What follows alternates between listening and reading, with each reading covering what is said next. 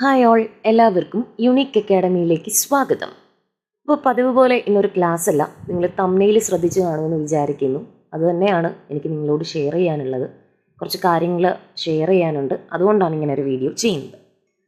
അപ്പോൾ തമ്മിലിൽ തന്നെ നിങ്ങൾ കണ്ടിട്ടുണ്ടാകും അല്ലേ, ഒരു PSC എക്സാമിലേക്ക് സ്റ്റാർട്ട് ചെയ്യുന്നവർ, അതുപോലെ കുറച്ച് കാലം കൊണ്ട് PSC എക്സാം നോക്കുന്നവർ പക്ഷേ വ്യക്തമായൊരു ട്രാക്ക് കിട്ടാത്തവർ, ഇവർക്കൊക്കെ വേണ്ടിയിട്ടാണ് ഞാൻ ഈ ഒരു വീഡിയോ ചെയ്യുന്നത്. അപ്പോൾ നല്ല രീതിയിൽ PSC മുന്നോട്ട് കൊണ്ടുപോകുന്നവരും അതുപോലെ മറ്റ് ലിസ്റ്റുകളിലൊക്കെ ഉൾപ്പെട്ട് ഇരിക്കുന്നവരൊന്നും തന്നെ വീഡിയോ കാണണമെന്നില്ല. അങ്ങനെയുള്ളവർക്കും കാണാം. പക്ഷേ ഞാൻ മെയിനായിട്ട് ഫോക്കസ് ചെയ്യുന്നത് ആദ്യമായി PSC പഠിച്ചു തുടങ്ങുന്നവരെയും അതുപോലെ കുറച്ച് കാലമായി PSC നോക്കുന്നവരെയുമാണ്. അപ്പോൾ ഞാൻ കുറച്ച് ടിപ്സ് പറയുന്നത് കുറച്ചധികം ആളുകളിൽ ട്രൈ ചെയ്ത് അവർ വിജയിച്ചതായിട്ട് പറഞ്ഞ കുറച്ച് പോയിൻറ്റ്സാണ് പറയുന്നത്. അപ്പോൾ ഇതിൽ നിങ്ങൾക്കത് ശരിയായിട്ടും തോന്നാം, തെറ്റായിട്ടും തോന്നാം. എന്തായാലും എനിക്കറിയാവുന്ന കാര്യം ഞാൻ നിങ്ങളോട് പറയും. അപ്പോൾ ഇതിൽ തുടക്കക്കാരെ ഞാൻ 2 കാറ്റഗറി ആയിട്ടാണ് ക്ലാസിഫൈ ചെയ്യുന്നത്. തുടക്കക്കാർ, PSC എക്സാമിലെ തുടക്കക്കാർ. ഒന്നാമത്തെ വിഭാഗം എന്ന് പറയുന്നത് നമ്മുടെ 18 വയസ്സ് കംപ്ലീറ്റ് ചെയ്തതിന് ശേഷം ഡയറക്റ്റ് PSCയിലേക്ക് പ്രവേശിക്കുന്നവരുണ്ട്. രണ്ടാമത്തെ കാറ്റഗറി എന്ന് പറയുന്നത് കുറച്ച് കാലം മറ്റു പല ജോലികളിലും ഏർപ്പെട്ടതിന് ശേഷം ഒരു 28-30 അല്ലെങ്കിൽ അതിന് ശേഷമോ PSC എക്സാം നോക്കി തുടങ്ങുന്നവർ. ഓക്കെ, ഇങ്ങനെയാണ് ഞാൻ 2 തുടക്കക്കാരെ ഞാൻ ക്ലാസിഫൈ ചെയ്യുന്നത്. ഇനി അടുത്ത് മെയിനായിട്ട് ഫോക്കസ് ചെയ്യുന്നത് കുറച്ച് കാലമായിട്ട് PSC നോക്കുന്നുണ്ട്, 10-12 വർഷമായിട്ട് PSC നോക്കുന്നുണ്ട്, പക്ഷേ ഒരു 50 മാർക്കിൽ കൂടുതലോ 60 മാർക്കിൽ കൂടുതലോ ഒന്നും നേടാൻ സാധിക്കാത്തവരെയുമാണ് മെയിനായിട്ട് ഫോക്കസ് ചെയ്യുന്നത്. ആദ്യം നമ്മൾ ചെയ്യേണ്ടത്, നമ്മൾ ഏത് എക്സാം ആണോ പ്രിപ്പയർ ചെയ്യുന്നത് അതിനൊരു വ്യക്തമായ സിലബസ് ഉണ്ടായിരിക്കും.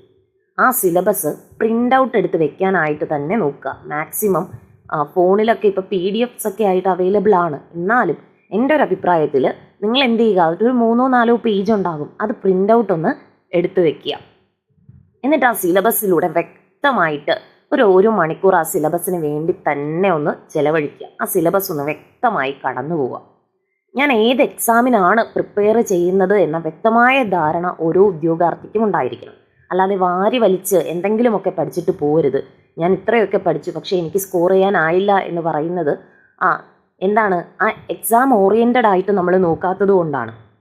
ആ സിലബസിൽ എന്താണോ പറഞ്ഞേക്കുന്നത് അതാദ്യം കംപ്ലീറ്റ് ചെയ്യാനായിട്ട് നോക്കുക. അതിനുശേഷം മാത്രം സിലബസിന് പുറത്തേക്ക് കടക്കുക.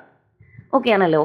ഇനി ഈ സിലബസിൽ കടക്കുന്നതിന് മുൻപ് നമ്മൾ കൃത്യമായി അറിഞ്ഞിരിക്കേണ്ട ഫാക്ട്സ് എന്ന് പറയുന്നത് SCERT ഫാക്ട്സ് ആണ്. ഇപ്പോൾ ഒരു 10th ലെവലോ 12th ലെവലോ, 10th ലെവൽ തന്നെ നമുക്ക് എടുക്കാം.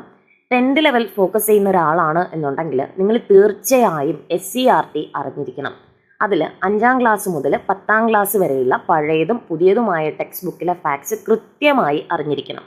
അപ്പോൾ സയൻസ് മേഖലയിൽ നിന്നൊക്കെ ചോദിക്കുന്നത് കൂടുതലും സ്കൂൾ ടെക്സ്റ്റുകളെ ആസ്പദമാക്കിയിട്ടാണ്. ഹിസ്റ്ററിയിൽ നിന്നും അങ്ങനെയൊക്കെ ചോദിക്കുന്നുണ്ട്. 1-2 ക്വസ്റ്റ്യൻസ് മാത്രമേ ആ ടെക്സ്റ്റ് ബുക്കിന് പുറത്തുനിന്നൊക്കെ വരുന്നുള്ളൂ. അതുപോലെ +1 +2 ലെവൽ നമ്മൾ ഏത് എക്സാം ആണോ നമ്മൾ പ്രിപ്പയർ ചെയ്യുന്നത് അല്ലെങ്കിൽ എയിം ചെയ്യുന്നത് അതിൻ്റെ ലെവലിലുള്ള ബുക്സ് അല്ലെങ്കിൽ സ്കൂൾ പാഠപുസ്തകങ്ങൾ വേണം നമ്മൾ റെഫർ ചെയ്യാൻ. നമ്മളിപ്പോൾ 4th അല്ലെങ്കിൽ +2 ലെവൽ നോക്കുന്നവരാണെന്നുണ്ടെങ്കിൽ NCERT ടെക്സ്റ്റ് ബുക്സ് ഒക്കെ ഫോളോ ചെയ്യുക. അതുപോലെ ഡിഗ്രി ലെവലൊക്കെ നോക്കുന്നവരാണെന്നുണ്ടെങ്കിൽ ശ്രീധര മേനോൻ്റെ കേരള ചരിത്രം, അതുപോലെ നമ്മുടെ ഭരണഘടനയുടെ കോൺസ്റ്റിറ്റ്യൂഷൻ്റെ ബുക്കുണ്ട്, ലക്ഷ്മികാന്തിൻ്റെ ബുക്കുണ്ട്, അതൊക്കെ നമുക്ക് ഫോളോ ചെയ്യാം. പക്ഷേ ഞാൻ പറയുന്നത് ആദ്യമായി പഠിച്ചു തുടങ്ങുന്നവർക്ക് വേണ്ടി അവരെന്ത് ചെയ്യുക, സിലബസ് ഒക്കെ ഒന്ന് പ്രിൻ്റ് ഔട്ട് എടുത്ത് വെച്ചതിന് ശേഷം സ്കൂൾ പാഠപുസ്തകങ്ങൾ കംപ്ലീറ്റ് ആക്കാനായിട്ട് നോക്കുക. ഇപ്പോൾ നമ്മുടെ ചാനലിൽ തന്നെ പുതിയ SCERTയുടെ ക്ലാസ്സുകൾ ഞാൻ ചെയ്തിട്ടുണ്ട്. അതൊന്ന് കണ്ടു നോക്കാൻ ശ്രമിക്കുക. കണ്ടിട്ട് നിങ്ങൾ നിർബന്ധമായും നിങ്ങളുടെ ഒരു എഫേർട്ട് ഇട്ട് നിങ്ങൾ PDF കൂടെ വായിച്ചു പോവുക. അതിനുശേഷം മാത്രം നിങ്ങൾ ആ സിലബസിലോട്ട് കടന്നു വരിക. ഇപ്പോൾ നമ്മൾ ഈ സ്കൂൾ പാഠപുസ്തകങ്ങൾ പഠിച്ചു കഴിയുമ്പോൾ തന്നെ സിലബസിൻ്റെ ഏകദേശം 50-60% നമ്മൾ കംപ്ലീറ്റ് ആക്കി കഴിയും. പിന്നെ ബാക്കിയുള്ളത് സിലബസ് നോക്കുമ്പോൾ തന്നെ നമുക്കറിയാം. ഇപ്പോൾ നമ്മൾ ആസിഡുകളും ബേസുകളും ആണെന്നുണ്ടെങ്കിൽ നമ്മുടെ സയൻസിൽ പറയുന്നുണ്ട്, അത് കാണുമ്പോൾ തന്നെ നമുക്കൊരു കോൺഫിഡൻസ് കിട്ടും. ഇത് ഞാൻ പഠിച്ചതാ, ഇത് ഞാൻ SCERTയിൽ പഠിച്ചതാ, അപ്പോൾ എനിക്ക് കുറച്ച് മാത്രമേ ഇനി നോക്കാൻ കാണുകയുള്ളൂ എന്നൊരു കോൺഫിഡൻസ് കിട്ടും. അപ്പോൾ ആദ്യം SCERT കവറാക്കുക. അതിനുശേഷം സിലബസിലൂടെ ഒന്ന് കടന്നു പോവുക. ഈ SCERTയിൽ ഇല്ലാത്തതും സിലബസിലുള്ളതുമായ ടോപ്പിക്സ് നോട്ട് ചെയ്ത് വെക്കുക. അതെന്ത് ചെയ്യുക, നിങ്ങളൊരു റാങ്ക് ഫയൽ ഏത് തന്നെ ആയിക്കോട്ടെ, നിങ്ങളൊരു റാങ്ക് ഫയൽ നിർബന്ധമായി നിങ്ങളുടെ കൈവശം വെക്കാനായിട്ട് നോക്കുക. റാങ്ക് ഫയൽ യൂസ് ചെയ്യരുതെന്ന് പലരും പറയും, പക്ഷേ നമുക്ക് പോയിന്റ്സ് കിട്ടാനായിട്ട് നമ്മളൊരു റാങ്ക് ഫയൽ, ഒരുപാട് റാങ്ക് ഫയൽ വാങ്ങണമെന്ന് ഞാൻ പറയുന്നില്ല, ഏതാണോ നിങ്ങളുടെ കയ്യിലിരിക്കുന്ന റാങ്ക് ഫയൽ അത് തന്നെ മാക്സിമം ഉപയോഗിച്ച് ഒരു ജോലി നേടാനായിട്ട് ശ്രമിക്കുക. അതിലില്ലാത്ത പോയിന്റ്സ് പുതിയ റാങ്ക് ഫയൽ വരുമ്പോൾ ഓടിപ്പോയി അത് വാങ്ങുകയല്ല വേണ്ടത്. പുതിയ റാങ്ക് ഫയൽ വരുമ്പോൾ നമുക്ക് 1025 പേജ് ഉണ്ടെങ്കിൽ അതിൽ 1000 പേജും പഴയത് തന്നെ ആയിരിക്കും, 25 മാത്രമേ പുതിയത് ഉണ്ടാവുകയുള്ളൂ. അപ്പോൾ ആ പുതിയതിലുള്ള പോയിന്റ്സ് മാത്രം നമുക്ക് എവിടെന്നെങ്കിലുമൊക്കെ കിട്ടും. ഇപ്പോൾ യൂട്യൂബ്, ടെലഗ്രാം, അല്ലെ വാട്സപ്പിൽ തന്നെ നോട്ട്സ് ഒക്കെ വരുന്നുണ്ട്, അത് നോട്ട് ചെയ്ത് സ്റ്റിക്ക് ചെയ്ത് വെച്ച് പഠിച്ചാലായിട്ട് മതിയാകും. ഇനി ഞാനിപ്പോൾ നമ്മുടെ GK പാർട്ടിൻ്റെ കാര്യമാണ് ഇത്രയും നേരം പറഞ്ഞത്, ഹിസ്റ്ററിയും സയൻസും ഒക്കെ വരുന്ന പാർട്ട്. ഇനി നമ്മൾ നോക്കേണ്ടത് മാത്സ്, ഇംഗ്ലീഷ്, മലയാളം. അത് ഇമ്പോർട്ടൻ്റ് ആണ് എല്ലാ എക്സാമുകൾക്കും. ചില എക്സാമിന് 30 മാർക്കിനാണ്, ചില എക്സാമിന് 40 മാർക്കിനാണ് ഈ മാത്സ്, ഇംഗ്ലീഷ്, മലയാളം വരുന്നത്. ഇതിൽ മാത്സ് പഠിക്കാനായിട്ട്, മാത്സ് എന്ന് പറയുന്നത് സിലബസ് ഓറിയൻറ്റഡ് ആയിട്ട് തന്നെ മുന്നോട്ട് പോവുക. ഓരോ ടോപ്പിക്കും പഠിച്ചു മാറുന്നതാണ് നല്ലത്. മാത്സ് പഠിക്കാനായിട്ട് നല്ല നല്ല ചാനൽസ് ഉണ്ട്. ഇപ്പോൾ ജെറിൻ സാറിൻ്റെ ട്രിക് ടേൺ ഒക്കെ നല്ല ചാനലാണ്. അതിൽ മാത്സിന് ഒരു നോട്ട്ബുക്ക് നിർബന്ധമായും ഉണ്ടായിരിക്കണം. ഓരോ ടോപ്പിക്ക് കണ്ടു വേണം പോകാൻ. മാത്സ് ആ ടോപ്പിക്ക് കവർ ചെയ്തതിന് ശേഷം മാത്രം ക്വസ്റ്റ്യൻസ് വർക്കൗട്ട് ചെയ്യാനായിട്ട് നോക്കുക, അല്ലെങ്കിൽ നമ്മൾ ഡീമോട്ടിവേറ്റഡ് ആയിട്ട് പോകും. ഓക്കെ, ഇനി മലയാളവും ഇംഗ്ലീഷും ആദ്യം നോക്കേണ്ടത് നമ്മുടെ PYQ ആണ്, പ്രീവിയസ് ഇയർ ക്വസ്റ്റ്യൻസ് ആണ് നമ്മൾ ആദ്യം നോക്കേണ്ടത്. അത് കഴിഞ്ഞതിന് ശേഷം മാത്രം ബാക്കി നമുക്ക് കിട്ടുന്ന ഫാക്ട്സ് നോക്കുക. മിക്കവാറും മലയാളവും ഇംഗ്ലീഷും ഒക്കെ റിപ്പീറ്റഡ് ആയിട്ട് വരുന്നുണ്ട്. ഇപ്പോൾ ഇംഗ്ലീഷിലാണെങ്കിൽ വൊക്കാബുലറി ഒക്കെ പുതുതായിട്ട് വരുന്നുണ്ട്, എന്നാലും ഇടയ്ക്കൊക്കെ കയറി പഴയതും ചോദിക്കാറുണ്ട്. ഓക്കെ, ഇനി നമ്മുടെ തുടക്കക്കാർ, അല്ലെ, ഈ PSC എക്സാം ആദ്യമായിട്ട് നോക്കി തുടങ്ങുന്നവർ ഒരു ബേസ് ആയതിനു ശേഷം മാത്രം PYQ ചെയ്ത് നോക്കുക, പ്രീവിയസ് ഇയർ ക്വസ്റ്റ്യൻ.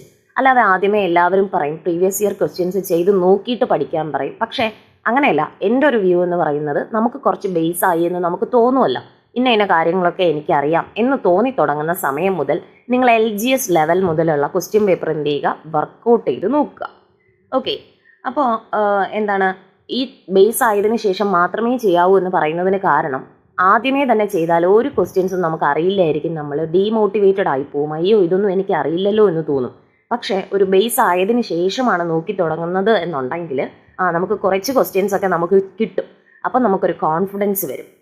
ഇനി കുറച്ച് കാലമായി ഈ PSC നോക്കുന്നവർ എന്ത് ചെയ്യുക, ഒരു വീക്ക്ലി മിനിമം ഞാൻ പറയുന്നത് 2-3 ക്വസ്റ്റ്യൻ പേപ്പർ വർക്കൗട്ട് ചെയ്ത് നോക്കുക. ക്വസ്റ്റ്യൻ പേപ്പർ വർക്കൗട്ട് ചെയ്യുമ്പോൾ തന്നെ നമുക്ക് അടുത്ത എക്സാമിന് പോകുമ്പോൾ നമ്മൾ വർക്കൗട്ട് ചെയ്ത ക്വസ്റ്റ്യൻ പേപ്പറിൽ നിന്നായിരിക്കും ക്വസ്റ്റ്യൻസ് ചോദിക്കുന്നത് കേട്ടോ. അപ്പം മാക്സിമം എന്ത് ചെയ്യുക, ഈ പഠിച്ച് കുറേ കാലമായിട്ട് പഠിച്ചുകൊണ്ടിരിക്കുന്നവരെന്ത് ചെയ്യുക, അത് ഒരു 2-3 ക്വസ്റ്റ്യൻ പേപ്പർ വീക്ക്ലി ചെയ്ത് നോക്കാനായിട്ട് നോക്കുക. ഇനി നമ്മൾ ക്വസ്റ്റ്യൻ പേപ്പർ ചെയ്യുമ്പോൾ നമ്മൾ മെയിനായിട്ട് ചെയ്യേണ്ട കാര്യം, നിങ്ങൾ നോട്ട് ചെയ്ത് വെക്കുക. ഏത് ക്വസ്റ്റ്യൻ പേപ്പറാണ് നിങ്ങൾ ചെയ്തത്, അതിൻ്റെ കാറ്റഗറി നമ്പർ, ഏത് എക്സാമാണ് എന്ന് നോക്കി വെക്കുക. അതുപോലെ ആ എക്സാമിന് നിങ്ങൾക്ക് എത്ര ശരി ഉത്തരം കിട്ടി, അതുപോലെ എത്ര തെറ്റുത്തരം കിട്ടി, അതുപോലെ ഫൈനൽ സ്കോറും കൂടെ ഒരു പേപ്പറിൽ നോട്ട് ചെയ്ത് വെക്കുക. ഓരോ എക്സാം കഴിയുമ്പോഴും നമ്മുടെ ലെവൽ മാറുന്നതായിട്ട് നമുക്ക് ഈ പേപ്പറിൽ നിന്ന് തന്നെ മനസ്സിലാകും. അപ്പോൾ നമ്മുടെ ഉള്ളിലൊരു കോൺഫിഡൻസ് വരും. നമ്മുടെ ഉള്ളിൽ കോൺഫിഡൻസ് ഉണ്ടെങ്കിൽ മാത്രമേ നമുക്ക് വ്യക്തമായിട്ടൊരു നല്ലൊരു പ്ലാനോടുകൂടി നമുക്ക് വിജയിക്കാനായിട്ട് പറ്റുകയുള്ളൂ കേട്ടോ. ഇനി മെയിനായിട്ടുള്ള കാര്യം, നമ്മുടെ സ്ട്രെങ്തും വീക്ക്നെസ്സും തിരിച്ചറിയുക എന്നുള്ളതാണ്. നമ്മൾ ഏത് ഏരിയയിലാണ് നമ്മൾ വീക്ക്, നമ്മുടെ ഏത് ഏരിയയിലാണ് നമ്മൾ കൂടുതൽ നമുക്ക് സ്ട്രെങ്ത് ഉള്ളത് എന്ന് കണ്ടെത്തണം കേട്ടോ. അപ്പോൾ വീക്കായിട്ടുള്ള ഏരിയ കൂടുതലായിട്ട് എന്ത് ചെയ്യുക, ഫോക്കസ് ചെയ്യുക. അപ്പം അതിന് വേണ്ടിയിട്ട് നിങ്ങളൊരു ടൈം ടേബിൾ പ്രിപ്പയർ ചെയ്യുക, അല്ലേ. മറ്റുള്ളവരോട് ഒരു ടൈം ടേബിൾ പ്രിപ്പയർ ചെയ്ത് തരാമോ എന്ന് ചോദിക്കുന്നത് തന്നെ മണ്ടത്തരമാണ്. കാരണം അവർക്ക് കിട്ടുന്ന ടൈമിൻ്റെ അവൈലബിലിറ്റിയും അതുപോലെ അവരുടെ നോളജും അവരുടെ സ്ട്രെങ്തും വീക്ക്നെസ്സും അനുസരിച്ചായിരിക്കും ഒരു ടൈം ടേബിൾ പ്രിപ്പയർ ചെയ്യുന്നത്. ഇപ്പം ഞാനാണെന്നുണ്ടെങ്കിലും ഒരു ടൈം ടേബിൾ പ്രിപ്പയർ ചെയ്താൽ എന്നെ ബേസ് ചെയ്തിട്ടായിരിക്കും പ്രിപ്പയർ ചെയ്യുന്നത്. പക്ഷെ അത് എല്ലാവർക്കും കൃത്യമായി ഫോളോ ചെയ്യാൻ പറ്റണമെന്നില്ല. അങ്ങനെ മറ്റൊരാളുടെ ടൈം ടേബിൾ ഫോളോ ചെയ്യുന്നതാണ് ഏറ്റവും വലിയ മണ്ടത്തരം എന്ന് പറയുന്നത്, അല്ലേ. നമുക്ക് നമ്മുടേതായ ഒരു എഫേർട്ട് അവിടെ ഇടാനായിട്ട് പറ്റില്ല.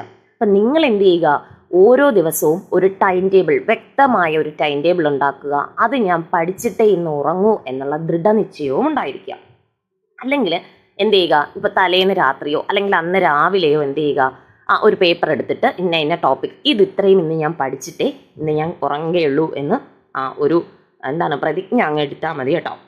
പിന്നെ ഈ കറണ്ട് അഫയേഴ്സ് എക്സാമിൻ്റെ തലേന്ന് ഒരു ബുക്ക് വാങ്ങി മുഴുവനായിട്ട് അങ്ങ് നമുക്ക് പഠിക്കാമെന്നൊന്നും വിചാരിക്കേണ്ട. ഡെയിലി ഒരു 10 കറണ്ട് അഫയേഴ്സ് വെച്ച് അങ്ങ് നോക്കിപ്പോവുക.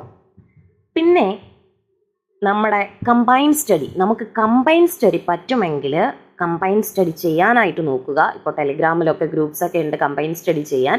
നമ്മുടെ വേവ് ലെങ്ത്തിന് പറ്റുന്ന ആളുകളുമായിട്ട് മാത്രം കമ്പൈൻ സ്റ്റഡി ചെയ്യുക. അതായത് ഒരാൾ ഭയങ്കരമായിട്ട് പഠിക്കുന്ന ഒരാളുടെ കൂടെ അത്രയും പഠിച്ചു തുടങ്ങുന്ന ഒരാൾക്ക് കമ്പൈൻ സ്റ്റഡി ചെയ്താൽ അത്രത്തോളം എഫക്റ്റീവ് ആവില്ല. അപ്പം നമ്മുടെ വേവ് ലെങ്ത്തിന് പറ്റുന്ന ആളുകളുമായി ചേർന്ന് കമ്പൈൻ സ്റ്റഡി നടത്തുക. കമ്പൈൻ സ്റ്റഡി എന്ന് പറയുന്നത് വളരെ എഫക്റ്റീവാണ് കേട്ടോ. കാരണം നമ്മൾ ഒറ്റയ്ക്കിരുന്ന് പഠിക്കുമ്പോൾ നമ്മൾ ആ പല കാര്യങ്ങളും അപ്പോൾ ബുക്ക് അടച്ചു വെക്കുമ്പോൾ നമ്മളും അതുവഴി അങ്ങ് അടച്ചു വെക്കുകയാണ്, മറന്നുപോകും. പക്ഷേ കമ്പൈൻ സ്റ്റഡി ചെയ്യുമ്പോൾ നമ്മൾ അവിടെ ഇരുന്ന് പറയുന്ന പല കാര്യങ്ങളും നമ്മളിപ്പോൾ ഒരു പോയിന്റ് പറയുമ്പോൾ ചിലപ്പോൾ നമ്മൾ രസകരമായിട്ടുള്ള എന്തെങ്കിലും ഒരു ഇൻസിഡൻ്റ് ഒക്കെ പറയും. അപ്പോൾ നമുക്ക് എക്സാം ഹാളിൽ ഇരിക്കുമ്പോൾ അത് ഓർമ്മ വരും. ഓക്കെ ആണല്ലോ. ഇനി അടുത്ത ഏറ്റവും ഇമ്പോർട്ടൻ്റ് ആയിട്ടുള്ള കാര്യം എന്ന് പറയുന്നത് റിവിഷൻ അല്ലേ. ഇത്രയും പഠിച്ചു പോയിട്ട് ഒരു കാര്യവുമില്ല, റിവൈസ് ചെയ്യുക. തുടക്കക്കാരായിട്ടുള്ളവർ എന്ത് ചെയ്യുകയെന്ന് വെച്ചാൽ 2 ദിവസം പഠിച്ചാൽ 3-ാമത്തെ ദിവസത്തിൻ്റെ 2 മണിക്കൂർ ഈ 2 ദിവസം പഠിച്ച ടോപ്പിക്കുകൾ നിർബന്ധമായി റിവൈസ് ചെയ്യുക. റിവൈസ് ചെയ്യാതെ സിലബസ് കംപ്ലീറ്റ് ആക്കി എന്ന് പറഞ്ഞതുകൊണ്ട് ഒരു കാര്യവുമില്ല. നിങ്ങൾ ചെയ്യേണ്ട കാര്യം എന്ന് പറയുന്നത് 2 ദിവസം പഠിക്കുന്ന ടോപ്പിക്കുകൾ 3-ാമത്തെ ദിവസം ഒരു 2 മണിക്കൂർ, 3-ാമത്തെ ദിവസം കുറച്ച് പഠിച്ചാൽ മതി, ബാക്കി 2 മണിക്കൂർ ഈ ടോപ്പിക്കുകൾ നന്നായിട്ട് റിവൈസ് ചെയ്യാനായിട്ട് നോക്കുക. ഇപ്പോൾ റാങ്ക് ഫയലൊക്കെ വെച്ച് പഠിക്കുന്നവരാണെങ്കിൽ കൈ പൊത്തിപ്പിടിച്ച് അത് പറഞ്ഞു നോക്കുക. കിട്ടാത്ത പോയിന്റ്സ് മാത്രം ഒരു പേപ്പറിൽ നോട്ട് ചെയ്ത് വെക്കുക. ആ പോയിന്റ്സ് അടുത്ത് റിവിഷനിൽ കിട്ടുമ്പോൾ അതങ്ങ് വെട്ടിക്കളയുക. ഇങ്ങനെ ചെയ്തു നോക്കുക. റിവിഷൻ ഇല്ലാതെ പഠിച്ചിട്ട് ഒരു കാര്യവുമില്ല. ഇനി കുറച്ച് കാലമായി പ്രിപ്പയർ ചെയ്യുന്നവരാണെന്നുണ്ടെങ്കിൽ നിങ്ങൾ എന്ത് ചെയ്യുക, വീക്ക്ലി 2 ദിവസമെങ്കിലും റിവിഷന് വേണ്ടി ഉപയോഗിക്കുക. അവർക്ക് കുറച്ച് ബേസ് ഉണ്ടായിരിക്കും. ഇപ്പോൾ ബേസ് ആയിട്ടുള്ള കാര്യങ്ങൾ വീണ്ടും വീണ്ടും പഠിക്കേണ്ട. എവിടെയാണോ നിങ്ങളുടെ വീക്ക്നെസ്, എവിടെയാണോ നിങ്ങൾക്ക് മാർക്ക് പോകുന്നത് എന്ന് ഈ കുറച്ച് കാലമായിട്ട് പ്രിപ്പയർ ചെയ്യുന്നവർ നോട്ട് ചെയ്യേണ്ട ഒരു കാര്യം തന്നെയാണ്. പിന്നെ എക്സാം ഹാളിൽ നമ്മുടെ ഒരു 1.5 മണിക്കൂറോ 1.25 മണിക്കൂറോ ആണ് നമ്മുടെ ഭാവി നിശ്ചയിക്കുന്നത്. അതുകൊണ്ട് നമുക്ക് വേണ്ടത് ടെൻഷൻ ഇല്ലാതെ ഒരു ക്വസ്റ്റ്യൻ പേപ്പർ കിട്ടിയാൽ ടെൻഷൻ ഇല്ലാതെ അറ്റൻഡ് ചെയ്യാനുള്ള ഒരു കോൺഫിഡൻസ് ആണ്. എന്നെ കൊണ്ട് പറ്റും എന്ന് പറഞ്ഞ് ഓവർ കോൺഫിഡൻസ് ഒന്നും പാടില്ല, എന്നാലും ഒട്ടും കോൺഫിഡൻസ് ഇല്ലായ്മയൊന്നും പാടില്ല. നമുക്കൊരു കോൺഫിഡൻസ് ഉണ്ടായിരിക്കണം. എനിക്ക് ചെയ്യാനായിട്ട് പറ്റും, എനിക്ക് പാടാണെങ്കിൽ ബാക്കിയുള്ളവർക്കും പാടായിരിക്കും എന്ന് വിചാരിച്ച് മാത്രം അറിയാവുന്ന ആൻസർ മാത്രം കറക്കി കുത്തുക. ഏത് എക്സാമിനാണോ ഫോക്കസ് ചെയ്യുന്നത് നിർബന്ധമായും അതിൻ്റെ സിലബസ് ഫോളോ ചെയ്യാനായിട്ട് നോക്കുക. അല്ലാതെ PSC എന്ന ആഴക്കടലിൽ ഒരുപാട് എന്തുണ്ട് മത്സ്യങ്ങളുണ്ട് എന്ന് പറയുന്നത് പോലെ ഒരുപാട് എക്സാമുകളുണ്ട്. എല്ലാത്തിനും കൂടെ വേണ്ടിയിട്ട് പഠിച്ചു കഴിഞ്ഞാൽ നമ്മൾ ഒരു എക്സാമും ക്രാക്ക് ചെയ്യില്ല. ഏതാണോ ഫോക്കസ് ചെയ്യുന്നത് അത് നോക്കുക. അവസാനമായിട്ട് പറയാനുള്ളത് ഡീമോട്ടിവേറ്റഡ് ആവാതിരിക്കുക. പലരും പറയും കുറേ കാലം കൊണ്ട് പഠിക്കുന്നല്ലോ, അല്ലെങ്കിൽ ഇതിനൊന്നും പോണ്ട. തുടക്കക്കാരോട് പറയും ഇതിനൊന്നും പോണ്ട, എത്രയോ പേര് കുറേ കാലം കൊണ്ട് പഠിക്കുന്നു, അവർക്കൊന്നും കിട്ടുന്നില്ലല്ലോ. അല്ലെങ്കിൽ പറയും വേക്കൻസികളൊക്കെ വെട്ടി കുറയ്ക്കുകയാണ് എന്ന് പറയും. നീ ഇതൊന്നും പഠിച്ചിട്ട് കാര്യമില്ല, പ്രൈവറ്റ് സെക്ടറിൽ നോക്കിക്കേ എന്നൊക്കെ പറയും. അപ്പോൾ നമ്മൾ എന്ത് ചെയ്യുക, ഡീമോട്ടിവേറ്റഡ് ആവാതിരിക്കുക. ഞാൻ ആദ്യ 50 റാങ്ക് അല്ലെങ്കിൽ ആദ്യത്തെ 10 റാങ്കിനുള്ളിൽ ഞാൻ വരും അല്ലേ. നല്ല റാങ്ക് കിട്ടുന്നവർക്ക് ആദ്യത്തെയും ജോലിയും കിട്ടുന്നുണ്ട്. അപ്പോൾ ആദ്യത്തെ 10 റാങ്കിനുള്ളിൽ അല്ലെങ്കിൽ 25 റാങ്കിനുള്ളിൽ ഞാൻ വരും എന്നുള്ള കോൺഫിഡൻസോടുകൂടി നിങ്ങൾ എന്ത് ചെയ്യുക, നിങ്ങൾ മുന്നോട്ട് പോവുക. അപ്പോൾ ഇത്രയും കാര്യങ്ങളാണ് നിങ്ങളോട് ഷെയർ ചെയ്യാനുള്ളത്. അപ്പോൾ ഞാൻ വീണ്ടും പറയുന്നു, വെറുതെ പഠിച്ചു പോയിട്ട് കാര്യമില്ല. റിവിഷനാണ് ഇമ്പോർട്ടൻ്റ് എന്ന് പറയുന്നത്. അതുപോലെ എനിക്ക് നിങ്ങളോട് ഇപ്പോൾ പറയാൻ തോന്നുന്ന ഒരു കാര്യം എന്ന് പറയുന്നത്,